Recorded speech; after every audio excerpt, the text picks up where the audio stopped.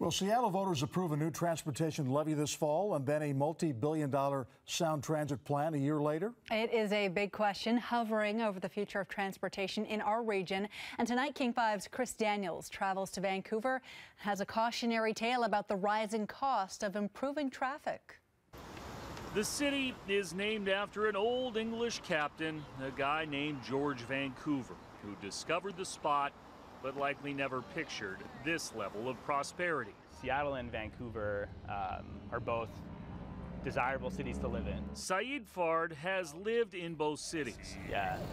But the 29-year-old software designer believes, despite the appearances, Vancouver is on the verge. It was about what I considered the decline of Vancouver. He penned a blog writing the influx of offshore money has created a lack of affordable housing in places like Cole Harbour.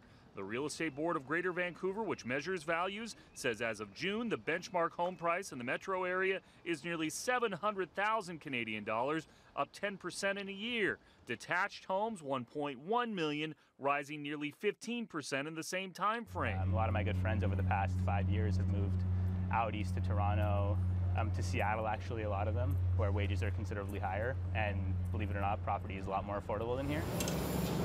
It's helped push people further away from the city core towards the suburbs. Fard and others believe there is a direct connection between housing costs and traffic. Vancouver's property and transit are actually almost one and the same story in a lot of senses. Tom says Vancouver is among the top 20 most congested cities in the world. Look at what your cost of living is. An underlying theme here in Vancouver was the cost of living has gone up, taxation has gone up, but salaries haven't. Jordan Bateman is part of the group. The other half we raised through the No TransLink tax website. Who challenged the status quo. People here feel taxed to death.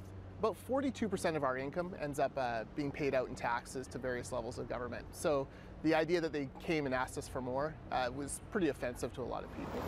The city and suburban leaders pitched a plan to fix the traffic inequities by raising the sales tax a half a penny region-wide to fund a $7.5 billion levy called a plebiscite in Canadian terms. It's a plebiscite, yeah. Sounds like a disease you catch.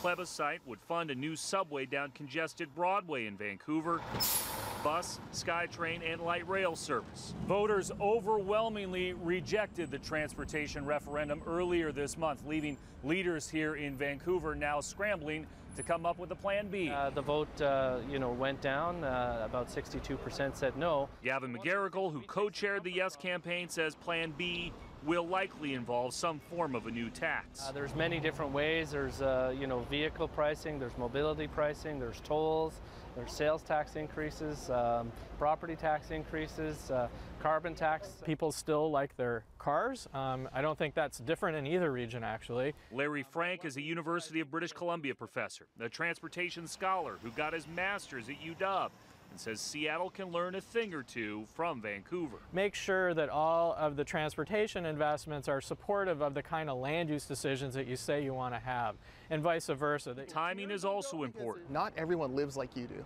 Bateman says Vancouver voters, even faced with increased congestion, felt overburdened by increased gas taxes, parking taxes, and that whole issue of affordable housing. When you can't afford it, it's hard to go back to them and ask for more money.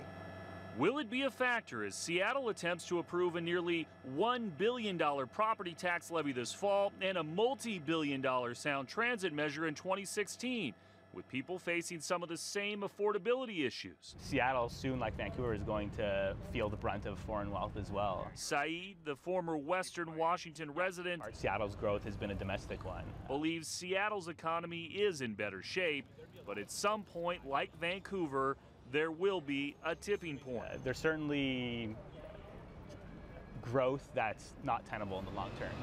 And it's just a question of whether recent history will repeat itself.